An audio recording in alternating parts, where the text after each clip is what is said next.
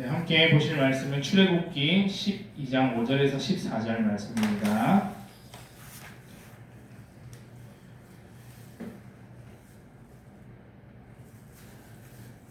너희 어린 양은 흠없고 1년 된 수컷으로 하되 양이나 염소 중에서 취하고 이달 14일까지 간직하였다가 해질 때에 이스라엘 회중이 그 양을 잡고 그 피를 양을 먹을 집 문 틀의 옆과 위에 발라라. 그 밤에 그 고기를 불에 구워 무교병과 쓴 나물과 아울러 먹되 날 것으로나 물에 삶아서 먹지 말고 머리와 다리와 내장을 다 불에 구워 먹고 아침까지 남겨두지 말며 아침까지 남은 것은 곧 불사르라. 너희는 그것을 이렇게 먹을지니 허리에 띠를 띠고 발에 신을 신고 손에 지팡이를 잡고 급히 먹으라. 이것이 여호와의 유월절입니다. 내가 그 밤에 애굽 땅에 두루 다니며 사람이나 짐승을 막론하고 애굽 땅에 있는 모든 처음 난 것을 다 치고 애굽의 모든 신을 내가 심판하리라. 나는 여호와라. 내가 애굽 땅을 칠 때에 그 피가 너희가 사는 집에 있어서 너희를 위하여 표적이 될지라. 내가 피를 볼 때에 너희를 넘어가리니 재앙이 너희에게 내려 멸하지 아니하리라. 너희는 이 날을 기념하여 여호와의 절기를 삼아 영원한 규례로 대대로 지킬지니라. 아멘. 네, 오늘 말씀의 제목은 피 때문이야입니다. 벌써 뭐가 떠오르시죠? 네. 우리나라를 대표하는 축구 선수 하면 누가 떠오르십니까? 네. 요즘 사람들이 1순위로 꼽는 사람 선수들은 아마도 손흥민, 조금 그 전으로 올라가면 뭐 박지성, 안정환 뭐 이런 사람들일 겁니다. 그런데 한 40년 전으로 거슬러 올라가면 누구일까요? 누가 뭘 해도 자범근 선수일 겁니다. 자범근 선수의 둘째 아들 이름이 차두리입니다. 차두리. 첫째가 차하나, 둘째가 차두리, 셋째가 차셋지라고 합니다. 한 번쯤은 들어보셨을 텐데요. 차두리가 찍은 광고가 아주 큰 히트를 쳤고 많은 패러디를 나왔습니다. 광고를 찍은 회사의 이름은 대웅제약 우르사 광고인데요. 피로 어디에서 오는가? 간 때문이야, 간 때문이야, 피곤한 간 때문이야, 피곤한 간 때문이야. 네, 이런 광고입니다. 저는 오늘 본문과 좀 빗대어서 패러디를 이렇게 해봤습니다. 구원 어디에서 오는가? 피 때문이야, 피 때문이야, 구원은 피 때문이야, 구원은 피 때문이야. 네. 오늘 말씀의 제목 피 때문이야입니다. 네, 본격적으로 말씀을 이어가겠습니다. 사람은 자기 인생이 막히면 질문을 던지게 됩니다. 왜 이 일이 이렇게 됐을까? 나는 여기에서 어떻게 이 위기에서 어떻게 탈출할 수 있을까? 그리고 더 깊이 들어가면 이런 질문으로 자기 자신의 삶을 진단해 봅니다. 나는 누구인가? 나는 무엇에 붙들려 살아가고 있는가? 나를 정말로 자유롭게 하는 힘은 어디에서 오는가? 출애굽기는 바로 그 질문에 대한 답을 다룹니다. 겉으로 보면 출애굽기는 그냥 이스라엘 한 민족이 애굽에 갇혀 있다가 나오는 장면을 보여줍니다. 야곱의 가족이 애굽으로 내려가고 시간이 지나서 야곱의 후손들이 종이 되고 모세가 등장해서 바로와 맞서고 10가지 재앙이 임하고 마침내 홍해를 건너는 이야기입니다. 그러나 성경은 단지 이 사건을 기록하는 책이 아니라 문제에 대한 해답으로 주어진 책입니다. 출애굽기의 문제가 무엇일까요? 출애굽기에 닥쳐있는 문제가 무엇일까요? 2장 23절에 나오는데요. 애굽에 갔던 야곱의 자손들, 그 나라에서 이제 종이 되어서 고된 노동으로 말미암아 탄식하며 부르짖었습니다. 그 부르짖는 소리가 하나님께 상달되었습니다. 탄식, 부르짖음, 종노릇, 이것이 출애굽기의 문제였습니다. 그런데 성경은 이 문제를 옛날 이스라엘 민족만의 문제로 취급하지 않습니다. 히브리서 말씀을 보시면 또 죽기를 무서워함으로 한평생 매여서 종노릇하는 모든 자들을 놓아주기 위해서 예수님께서 오셨다라고 말씀하고 있습니다. 히브리서는 인간이 죄와 사망과 두려움에 묶인 이 인간이 어떤 방식으로 하나님께 속한 자유의 몸이 되는가, 자유의 백성이 되는가를 보여줍니다. 그렇다면 출애굽기의 중심 질문이 이렇게 바뀝니다. 이스라엘은 어떻게 해방되었는가? 그리고 더 깊게 들어가면 죄값에 팔려서 사탄의 노예가 된 우리는 어떻게 하나님의 백성이 되는가입니다. 오늘 본문 출애굽기 12장 6절 말씀은 그 해답을 한 문장으로 답하고요. 그 해답을 한 글자로 답합니다. 내가 피를 볼 때에 너희를 넘어가리라. 한 글자로 표현하면 피. 오늘 본문을 통해서 하나님은 어떤 분이신지를 다시 한번 보고요. 또 이렇게 멸망을 넘어가신 이유가 무엇인지, 그리고 6월절 의미에 대해서 한 번 더 나누는 시간을 가지도록 하겠습니다. 첫 번째입니다. 하나님은 내려가기도 하시고 올라오기도 하시는 분이십니다. 출애굽기의 시작은 야곱이 가족을 거느리고 애굽으로 내려가는 것으로 시작합니다. 그리고 모두 70이요 요셉은 애굽에 있었더라 라는 말로 그 가족의 규모가 작다는 것을 표현하고 있습니다.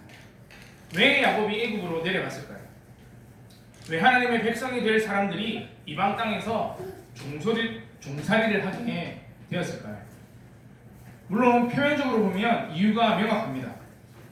형들의 시기로 애굽에 팔려간 요셉이 총리가 되어가지고 그의 모든 가족들을 애굽으로 초청하는 것에서 그 이유를 찾을 수 있습니다. 그런데요, 구속사적 이유를 보면 더 깊은 이유가 있죠.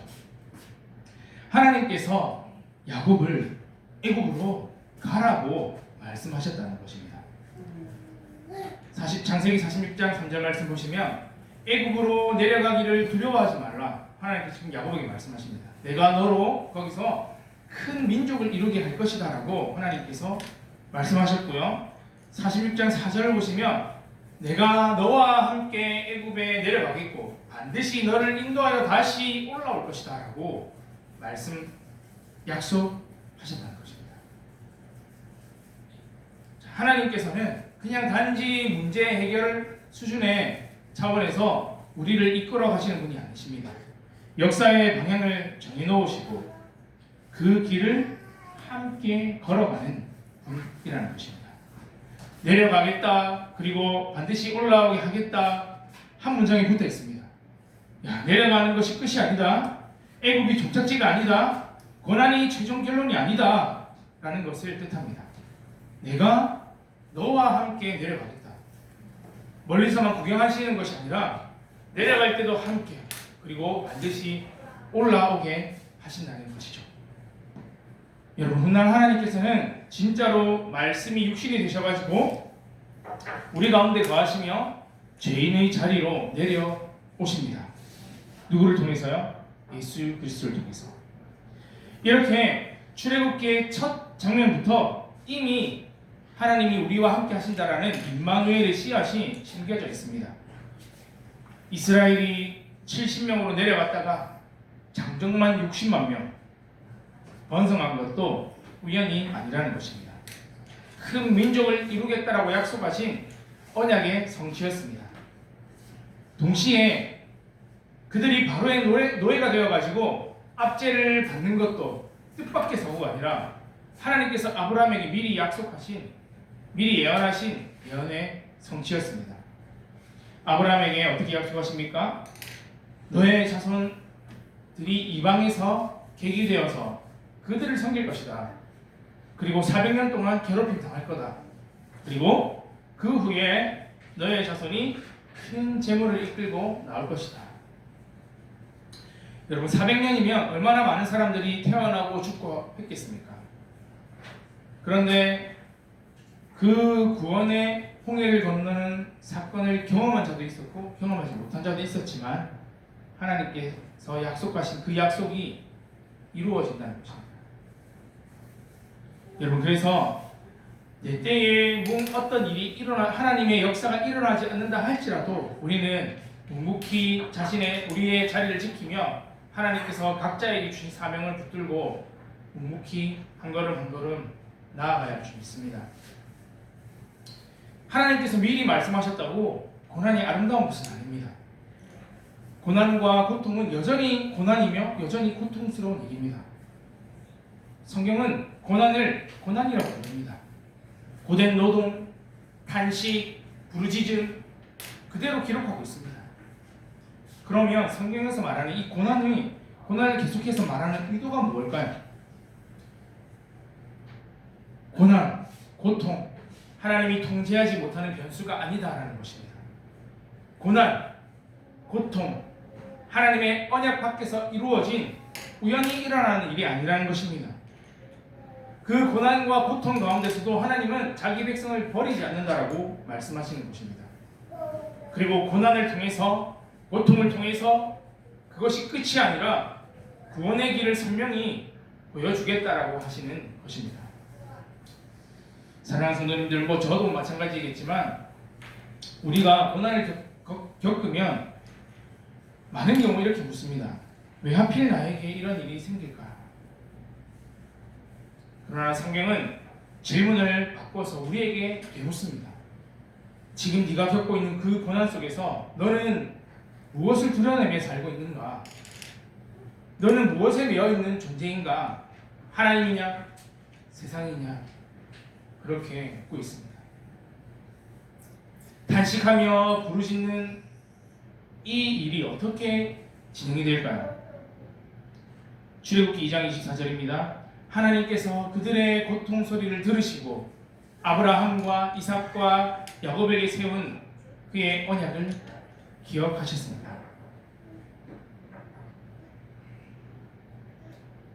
하나님의 일하심, 하나님의 언약에서 비롯됩니다. 하나님의 일하심은 인간의 실력에서 시작되지 않습니다. 하나님의 일하심은 인간의 이름에서 시작되지 않습니다. 하나님의 일하심은 하나님 자신의 언약과 하나님의 기억에서 시작되고 진행된다는 것입니다. 그래서 하나님께서 모세를 부르실 때도 어떻게 자기를 소개하십니까? 나는 아브라함의 하나님, 이삭의 하나님, 야곱의 하나님이다 라고, 언약의 하나님이다 라고, 약속을 지키는 하나님이다 라고 그렇게 소개하셨습니다. 야, 내가 너희한테 약속했으니까, 내가 너 조상한테 약속했으니까 내가 책임지고 내가 그 약속을 지키겠다라고 그렇게 선포하십니다. 여러분, 이것이 구원의 출발입니다. 언약의 핵심이 무엇입니까? 네 자손으로 말미암아 천하 만민이 복을 받을 것이다 라는 메시아 언약입니다.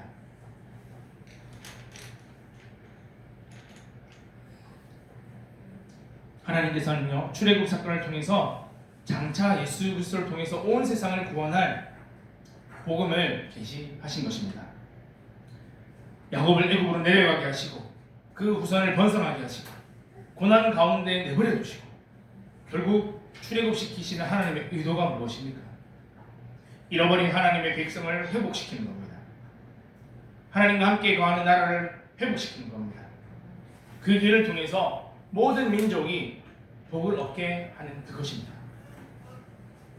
그래서 출애굽기 6장에 하나님은 이스라엘의 신분을 세 가지로 보여주십니다. 첫 번째는 이스라엘 자손, 언약 안에 있는 정체성을 보여주시고요. 두 번째는 애굽 사람의 종이 될 거다. 현실이 어떤 상태인지, 노예 상태인 것을 보여주십니다. 그리고 그 노예 상태에서 건져내셔서 내 백성이 될 거다, 회복하실 결론에 대해서 그렇게 신분을 가르쳐주고 있습니다. 그 결론은 이런 표현으로 요약이 됩니다. 출애굽기 6장 7절입니다. 너희를 나의 백성으로 삼고 나는 너희의 하나님이 될 것이다. 이것이 성경 전체가 말하고 있는 구원의 목적입니다. 그냥 단순히 야, 지옥을 피하게 해줄게, 이렇게 축소될 수가 없다는 것입니다. 구원의 최종 목적은 하나님이 나의 하나님이 되시고 내가 하나님의 백성이 되는 것입니다. 관계의 회복, 소속의 회복, 하나님 임재의 회복이라는 것입니다.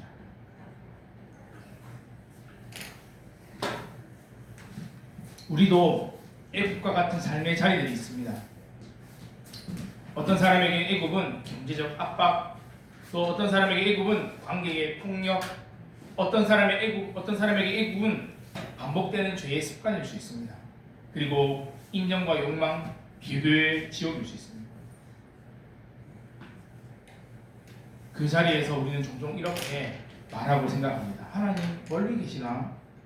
내 인생은 버려진 건가? 나는 여기서 끝인가? 여러분, 출애굽기의 복음은 이것입니다.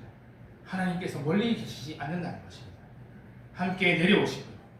내려오셨지만 거기에 그냥 두지 않으시고 다시 올라오게 하신다는 것입니다.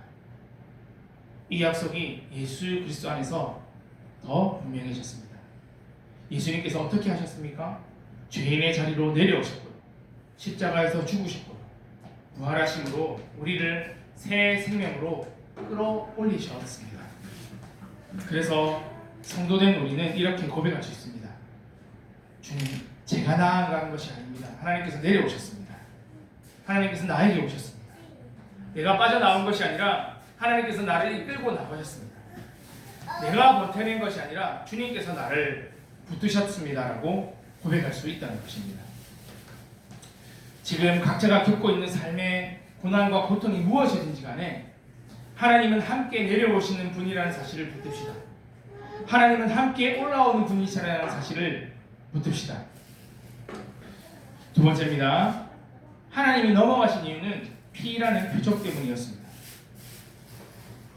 하나님께서 어떻게 이스라엘을 노예 상태에서 해방시키셨습니까? 무력으로요? 뛰어난 지도자 모세의 설득력으로요? 아닙니다. 여러 가지 것들이 있었지만 결국은 속량이었습니다. 속량이 무엇입니까? 노예가 자유인이 되려면 값이 필요합니다. 빚진 자가 풀려나려면 갚음이 필요하다는 것입니다. 죄의 삭시 사망인데요, 사망을 통과하려면 대가가 필요하다는 것입니다. 그래서 이 속량은 야, 공짜로 그냥 넘어가자 이런 수준의 문제가 아니라 값이 지불되었다는 선언이라는 것입니다. 뭘로요? 피로요. 어린 양의 피로요. 하나님이 선하신데 하나님의 선함 때문에 죄를 못 본 척하는 분이 아니십니다. 하나님은 죄를 넘기지 않으시고 죄를 처리하십니다. 그 처리 방식이 바로 속량, 대속이라는 것입니다. 그래서 오늘 본문에 6월절 사건이 등장하는 것입니다. 하나님께서 마지막 재앙을 내리시면서 이스라엘의 백성들에게 이런 명령을 주십니다. 자, 오늘 말씀해 보시면 이런 일들이 나오죠. 그 먹고 1년 된 수컷 어린 양을 택하라. 정한 날까지 간직에다가 해질 때 잡으라. 그 피를 좌우 혈주와 인방에 바르라. 고기를 불에 구워 무교병과 쓴 나물과 함께 먹으라. 남기지 말고 남으면 불사르라. 허리에 띠, 발에 신, 손에 지팡이를 잡고 급하게 먹으라 라고 말씀하셨습니다.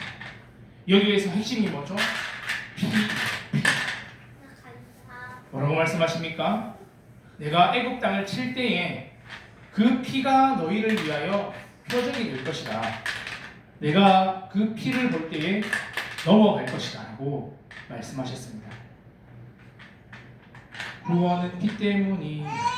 구원은 피 때문이야. 피 때문이라는 것입니다. 이전 9가지 재앙들에서는 이스라엘 백성들이 사는 고센 땅은 구별되었습니다. 우박이 고센 땅에는 내리지 않았고요. 흑암 속에서도 고센 땅에 있는 이스라엘 백성들에게는 빛이 있었습니다. 그렇다면 마지막 재앙도 그렇게 하면 되지 않습니까? 그런데 하나님께서는 이스라엘 집에도 어린 양을 잡아서 피를 바르라라고 그렇게 말씀하셨습니다. 여러분, 하나님 앞에 심판받아야 할 죄인들은 예외가 없습니다. 애국 사람도 이스라엘 사람도 하나님께 택함받은 자고 택함받지 못한 이방인도 하나님 앞에서는 동일한 죄인이라는 것입니다. 이스라엘 백성들이 선택받은 것은 그들이 본질적으로 더 의로웠다거나 그런 것이 아닙니다. 하나님의 한량 은혜가 있었다라는 것을 바로 이 사건을 통해서 가르쳐주고 있는 것입니다. 따라서 6월절 밤에 이스라엘 집에는 죽음이 없었다라가 아니라 더 정확히 표현하면 이렇게 표현합니다. 이스라엘 집에도 죽음이 있었다. 하지만 그 죽음이 장자에게 임하지 않고 어린 양에게 임했다라는 것이죠. 피가 의미하는 것이 무엇입니까? 이 집은 이미 심판받았다라는 표정입니다. 동시에 이 집에 장자에게 임하지 않고 대속물에게 임했다라는 은혜의 표적이라는 것입니다. 이것이 바로 복음입니다. 복음은 이렇게 말합니다. 죄는 반드시 심판받아야 합니다. 그런데 하나님은 죄인을 심판하는 대신에 죄 없는 자를 대신 세워서 심판을 담당하게 하신다. 그 결과 죄인은 공의 안에서 구원받게 된다. 그 표적이 어린 양의 피다. 하나님께서 보시는 것이 무엇입니까? 이스라엘의 감정 상태입니까? 아닙니다. 우리의 감정 상태입니까? 아닙니다. 이스라엘의 불안 확신 정도입니까? 아닙니다. 우리의 불안 확신 정도입니까? 아닙니다. 이스라엘의 도덕 점수입니까? 아닙니다.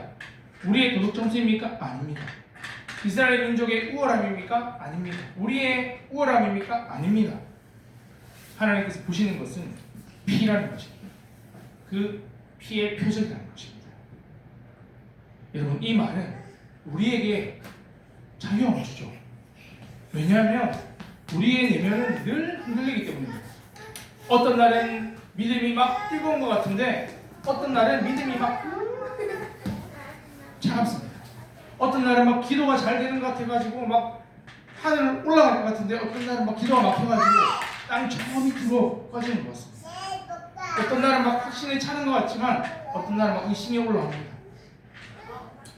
그래서 하나님께서 이렇게 말씀하시죠. 야, 내가 네 마음 상태를 보는 것이 아니다. 내가 너 믿음 상태를 보는 것이 아니다. 내가 피를 볼 때 넘어갈 거다.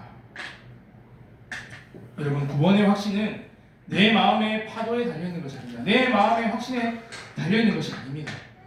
눈에 발라진 피라는 이 객관적인 표적에 달려있는 것입니다. 객관적인 표적이 뭐죠? 하나님의 말씀이 아니겠습니까? 많은 사람들이 이렇게 이야기합니다. 10가지 재앙을 보면서요, 하나님께서 바로 하나 끊는데 이렇게 10번이나 필요했나? 아니죠. 하나님께서 한 번만에 바로를 꺾으실 수도 있죠. 당연히. 그런데 한 가지 재앙 이후에야 출애굽을 시키겠다는 것입니다. 결정타가 마지막 재앙이라는 것입니다. 그러면 10가지 재앙을 통해서 보이시려는 것이 무엇이었을까요? 성경은 하나님께서 표징을 보이려 하셨다라고 말씀하고 있습니다. 그 표징의 절정이 바로 6월절 어린 양의 피라는 것입니다. 왜 이렇게까지 하십니까? 너의 아들, 너의 자손 귀에 전하여서 잊지 않게 하시기 위함이었다는 것입니다. 그래서 이 출애굽 사건, 이 6월절 사건은 그냥 단순한 사건이 아니라 바로 복음 교육이라는 것입니다. 하나님께서 선택한 자기 백성들이 이 구원의 원리를 잘못 이해하지 못하도록 하신 것입니다. 안전장치를 마련해 주셨다는 것이죠. 야, 너희가 잘나서 출애굽한 거 아니다. 너희가 강해서 출애굽한 거 아니다. 너희가 의로워서 보호받는 게 아니다. 오직 대속의 피가 너희를 살렸다라는 이 복음 교육을 하기 위해 하셨다는 것입니다. 이것을 기억해야 합니다. 신약의 복음서들이 어떻습니까? 공통적으로 예수님의 고난과 죽음이 6월절과 깊은 관련이 있음을 보여주고 있습니다. 예수님의 십자가 사건이 우연한 사건이 아니라 하나님께서 오래전부터 보여주시는 유월절의 실체라는 것입니다. 자, 유월절 어린 양 흠이 없는 걸 잡아야 되고 대신 죽었고 피가 표적이 되었습니다. 그리고 그 피로 심판이 넘어가게 되었습니다. 그리고 예수 그리스도 죄가 없으신 분이 매달리셨죠. 십자가에 우리 대신 죽으셨죠. 그리고 그 피로 우리가 의롭다함을 받았고 그 피로 진노하심을 넘어가게 하셨다는 것입니다. 사랑하는 성도님들, 그러면 우리는 무엇을 의지하며 하나님 앞에 서야 하겠습니까? 나는 남들보다 좀 괜찮은 사람입니다. 그래도 내가 교회를 다니는데, 그래도 내가 이렇게 열심히 사는데, 내가 그래도 손해도 좀 봤는데, 하나님의 구원 기준은 그런 것이 아니라는 것이죠. 복음은 우리의 말문을 막는 동시에 우리를 살립니다. 왜냐하면 복음은 네 자신을 변호하라가 아니라 대속을 믿으라 하기 때문입니다. 복음은 너의 죄를 갚아라, 죄값을 갚아라가 아니라 값이 지불되었다라고 선언하기 때문입니다. 어떻게 그러면 우리 삶에 적용할 수 있을까요? 죄책감이 큰 사람은 어떻게 적용하면 되겠습니까? 하나님은 너의 과거를 모르는 분이 아니다. 그럼에도 불구하고 피를 볼 때 넘어간다. 여러분, 죄책감이 큰 사람일수록 자기 율법에 갇혀서 신앙생활을 하려고 합니다. 복음은 자기 율법을 멈추고 그리스도께서 어떤 처벌을 받으셨는지를 바라보라고 합니다. 신앙이 약해서 흔들리는 사람에게는 어떻게 적용하면 되겠습니까? 하나님께서 보시는 것은 신앙이 약한 사람이 가지고 있는 확신의 정도가 아니라는 것입니다. 믿음의 크기가 아니라 믿음의 대상이 그 사람을 살린다는 것입니다. 자기 의가 강한 사람은 의로움이 표적이 될 수 없다는 것이죠. 6월절이 말하는 표적은 오직 피입니다. 피. 자랑이 무너져야 은혜가 서고 교만이 깨어져야 십자가가 선명해진다는 것입니다. 주님, 저는 내세울 것이 없습니다. 오직 그리스도의 피만 의지합니다. 이 고백이 있는 곳에 하나님의 진노가 넘어가고 하나님의 은혜가 임하게 되는 줄 믿습니다. 세 번째입니다. 6월절은 한 번의 밤이 아니라 평생의 정체성입니다. 이제 다음 주면 우리가 다음 주 맞죠? 다음 주 설이 시작되는 기간이 다음 주 맞죠? 네, 다음 주 이제 설이 시작이 되네요. 설도 그렇지만 기념일이라는 것은 계속 그 사건을 기억하는 거죠. 떠올리고 감사하고 또 누리고 나누고 하는데 그 목적이 있는 것입니다. 자, 오늘 피를 바른 백성이 어떻게 살아야 하는지를 보여줍니다.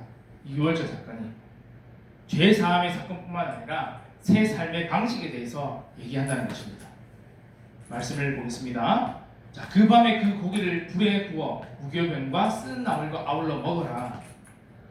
무교병은 누룩 없는 빵입니다. 누룩은 종종 성경에서 부패와 옛 습관을 상징합니다. 6월절 식탁에서 누룩을 제거하는 것은 단지 조리법이 아니라 메시지라는 것이죠. 너희는 옛 삶의 부패를 그대로 끌고 가지 말라. 애굽의 방식으로 계속 살지 마라. 쓴 나물이 뭐죠? 고난의 기억입니다. 노예의 고통을 잊지 말라는 신호입니다. 애굽에서 울부짖던 시절을 이스라엘 백성들은 정말 금방 잊습니다. 그래도 애굽에 있을 때가 나았다라고 할 만큼 잘 잊었습니다. 쓴 나물은 그 망각을 막는 일을 한다는 것입니다. 그러니까 이 6월절 식탁은 과거를 잊지 않되 과거로 돌아가지 않는 식탁이라는 것입니다. 구원받은 백성이 싸워야 할 영적 전쟁이 여기 있습니다. 우리에게는 누구나 죄의 습관을 유지하려는 유혹이 찾아옵니다. 죄의 생활로 돌아가려는 유혹이 찾아옵니다. 세상의 사고방식, 종의 사고방식으로 돌아가려고 하는 유혹이 찾아온다는 것입니다. 작은 일에도 불평하고 불만하고 두려워서 불안해하는 그 죄악된 본성으로 돌아가려고 하는 유혹들이 찾아온다는 것입니다. 그리고 실제로 그것들을 선호하며 살아가기도 한다는 것입니다. 그래서 6월절은 말합니다. 야, 너희들이 떠날 자들이다. 너희는 새 길을 걸어가야 할 자들이다. 9절에서 뭐라고 합니까? 날것으로 물에 삶아서 먹지 말고 다 불에 구워 먹어라. 왜 이렇게 구체적으로 명령하실까요? 이 명령에도 상징적 의미가 있습니다. 여러분, 불은 성경에서 종종 뭘 의미하죠? 심판과 거룩을 상징합니다. 6월절 어린 양은 대신 죽는 것으로 끝나지 않고 심판의 불을 통과하는 상징을 가진다는 것이죠. 쉽게 말해 이런 메시지입니다. 너희가 받아야 할 심판이, 너희가 받아야 할 뜨거운 심판이, 불의 심판이 이 어린 양에게 임했다. 너희가 통과해야 할 불이라는 이 뜨거움이 이 대성물에게 임했다는 것입니다. 요리하다가 불에 데워 보셨죠? 장난 아닙니다. 네, 예수 그리스도의 십자가도 마찬가지라는 것입니다. 단지 그냥 좋은 분이 억울하게 죽었다는 것이 아니죠. 하나님께서 공의의 불, 심판의 불, 진노의 잔을 예수님께서 대신 받으셨다는 것입니다. 그래서 우리가 구원받았습니다. 이것이 바로 불의 심판, 하나님의 불의 심판, 공의가 살아있는 복음, 구원이라는 것입니다. 아침까지 남겨두지 말고 불 살으라. 신앙의 태도를 교정하라는 것입니다. 여러분, 우리는 은혜를 소유물로 만들고 쌓아두고 싶어 합니다. 나는 예전에 이만큼 은혜 받았다. 나는 예전에 이만한 은혜를 받고 살았다. 끝. 물론 우리가, 저도 그렇지만 신앙을 추억하고 그 신앙을 토대로 살아가는 것은 너무나 좋은 일입니다. 그런데 6월절은 그것을 태우라고 합니다. 어떤 의미죠? 과거에 매여있지 말라. 은혜를 박제하지 말고 은혜를 계속 끄집어내라. 계속 태워라. 계속 태워라. 죄악된 것들을 태워라. 순종으로 나아가라는 것입니다. 오늘의 떠남과 오늘의 믿음으로 연결될 때 우리 하나님께서 주신 은혜가 살아있게 되는 것입니다. 그래서 6월절 이 식사는 오늘 먹고요, 오늘 떠나는 식사입니다. 그것이 무엇이든지 간에 하나님의 은혜를 받았다면 그것이 무엇이든지 간에 오늘 먹고 미루는 것이 아니라 오늘 떠나는 순종의 식사라는 것입니다. 11절 허리에 띠를 띠고 발에 신을 신고 손에 지팡이를 짚고 급하게 먹어.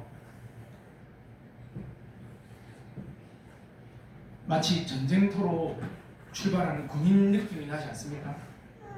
출애굽은 단순한 이사가 아니라 노예 체제에서 하나님의 나라로 이동하는 것이기 때문입니다. 그래서 이제 너희는 떠나야 한다라고 선언합니다. 오늘날 우리 교회도 동일하게, 우리 삶에도 동일하게 적용이 됩니다. 성도는 세상에서 영원히 살 것처럼 정착하지 않습니다. 성도는 하나님 나라를 향해서 뚜벅뚜벅 이동하는 사람들입니다. 물론 우리가 직장도 다니고 가정도 꾸리고 사회에서 여러 가지 책임을 감당하며 살아갑니다. 그러나 마음의 중심이 다르다는 것이죠. 나는 이 땅에서 영원히 살 사람이 아니다.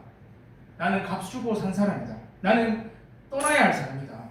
하나님 나라를 향해서 걸어가는 사람이다라는 것입니다. 여러분, 이 정체성이 무너지면요, 신앙은 서서히 변질됩니다. 교회는 다니는데 애굽을 계속 바라봅니다. 애굽을 사랑합니다.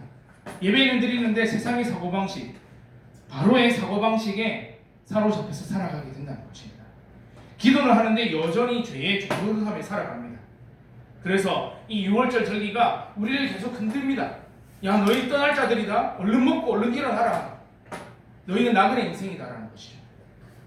이것을 하나님께서 여호와의 절기로 딱 못 박았습니다. 왜요? 잘 있기 때문에. 출애굽 이후에 광야에서 이스라엘 백성들이 계속 넘어지는 이유가 뭐죠? 환경이 나빠서요? 아니죠. 더 깊이 들어가면 하나님께서 누구신지, 나는 누구인지 내가 어떤 자리에 있다가 구원받았는지 그것을 계속 잊게 되는 거죠. 그래서 하나님께서 기념하라고 명령하시는 것입니다. 여러분, 구원은 한 번 일어나는 사건이지만 복음은 우리가 평생 기억해야 되는 사건입니다.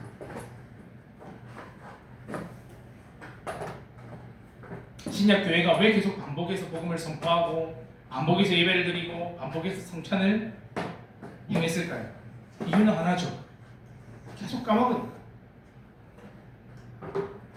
복음을 읽는 순간 우리가 다시 노예가 됩니다. 내가 뭔가를 더 해야 하나님께서 나를 사랑하신다라는 생각의 노예가 됩니다. 나는 끝났다라고 하는 절망의 노예가 됩니다. 저 사람보다 내가 잘한다 못한다라는 이 평가의 노예가 됩니다. 이것 없이는 내가 못 살아간다. 나는 반드시 이걸 사야 된다라는, 반드시 이걸 해야 된다라는 중독의 노예가 됩니다. 사람들의 박수와 어떤 인정이 없으면 존재 가치가 없다라는 인정 욕구의 노예가 되어서 살아간다는 것입니다.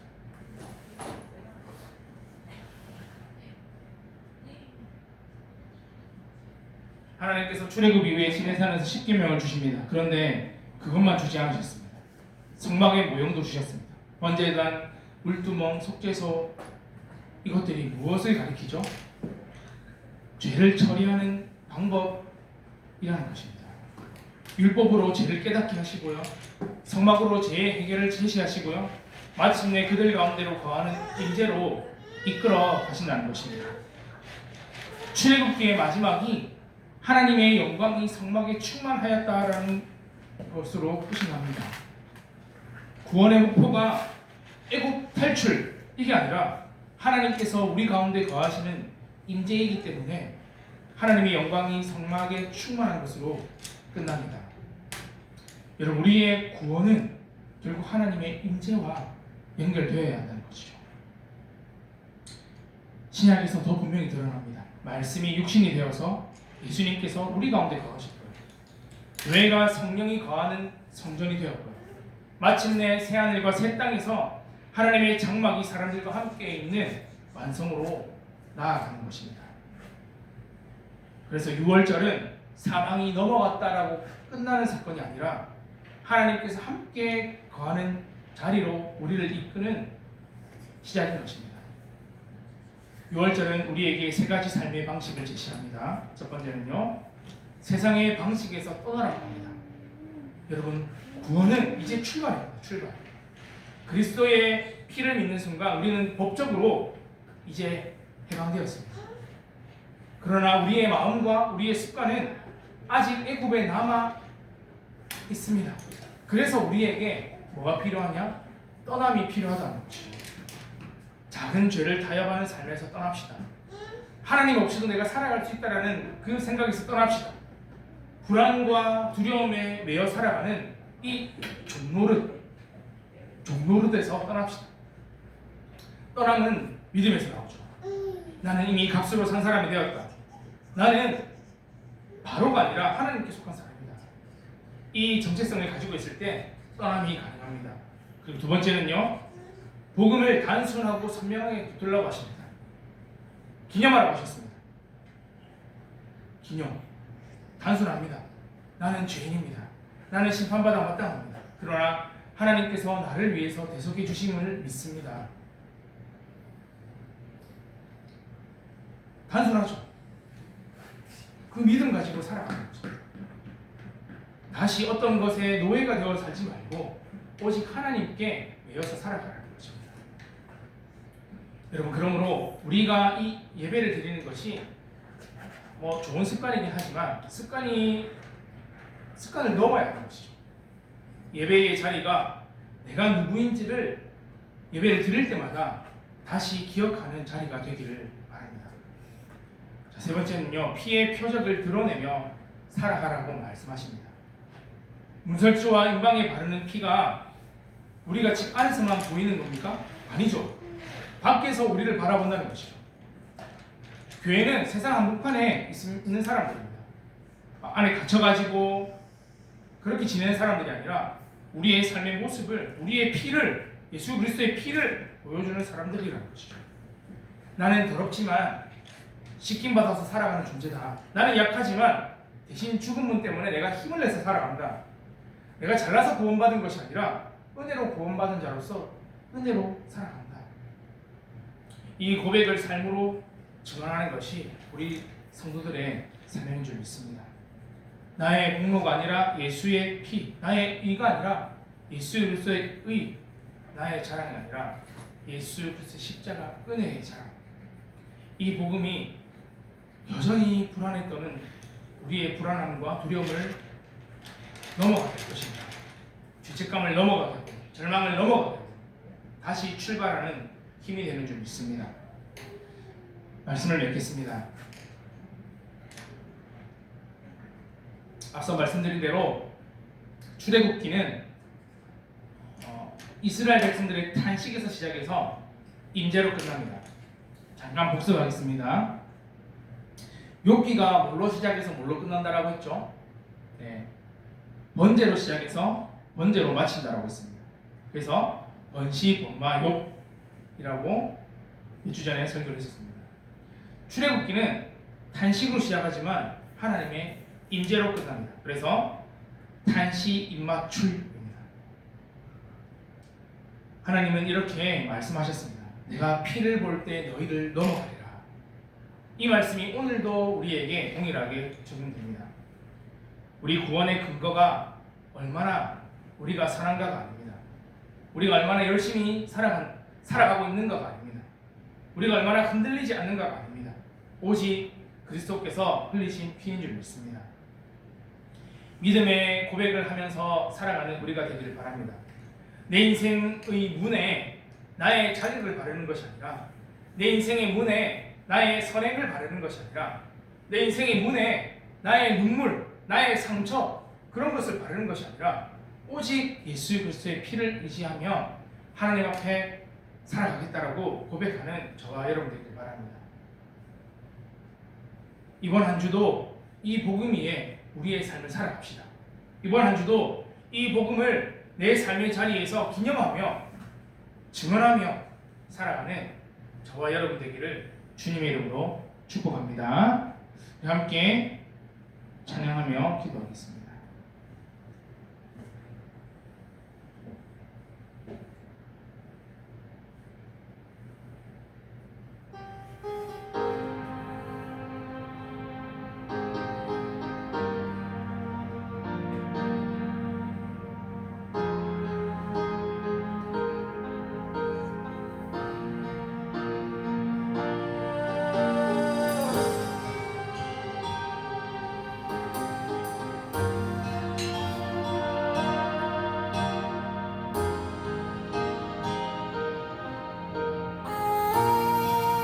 주의 보좌로 주의 보좌로 나아갈 때에 어떻게 나가야 할까?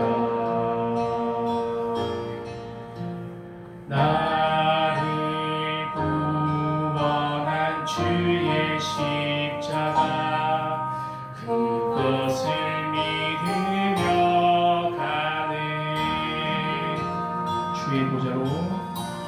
주의 보좌로 나아갈 때에 나 여전히 부족하다.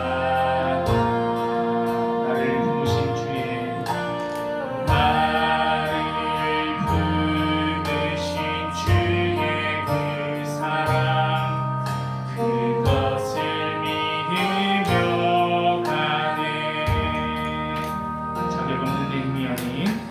자격 없는 내 힘이 아니 오직 예수님의 보혈로 자격 없는 내 힘이 아니 오직 예수님의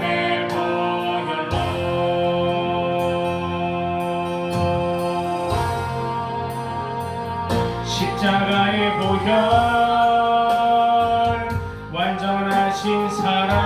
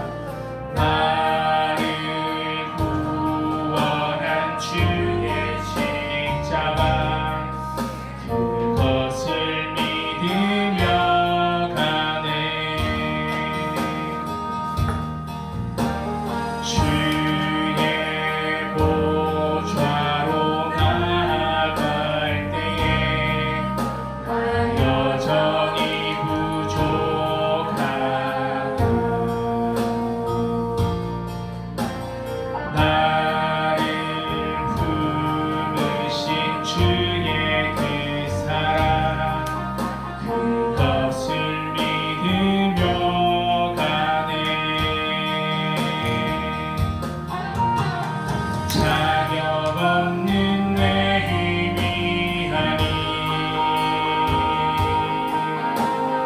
오직 예수님의 보혈로 자격 없는 내 힘이 아니 자격 없는 내 힘이 아니 오직 예수님의 보혈로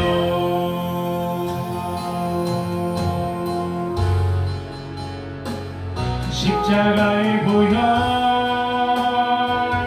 완전하신 사랑 힘입어 나갑니다.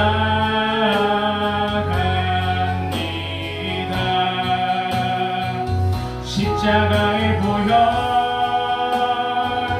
완전하신 사랑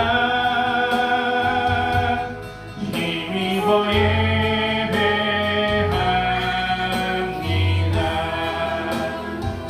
십자가의 보혈 완전하신 사랑 힘입어 나갑니다.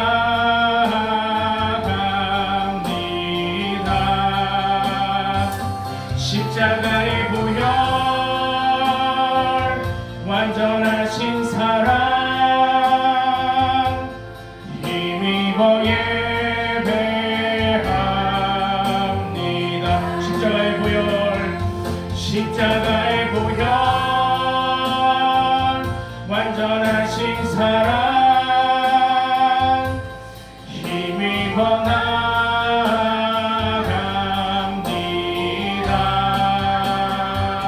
십자가의 보혈 완전하신 사랑 힘입어 예배합니다.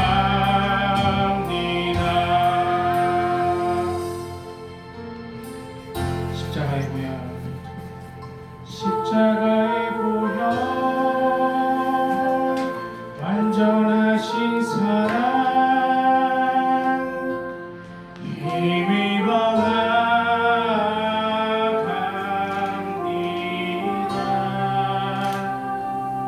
십자가의 보혈 완전하신 사랑 힘입어 예배합니다.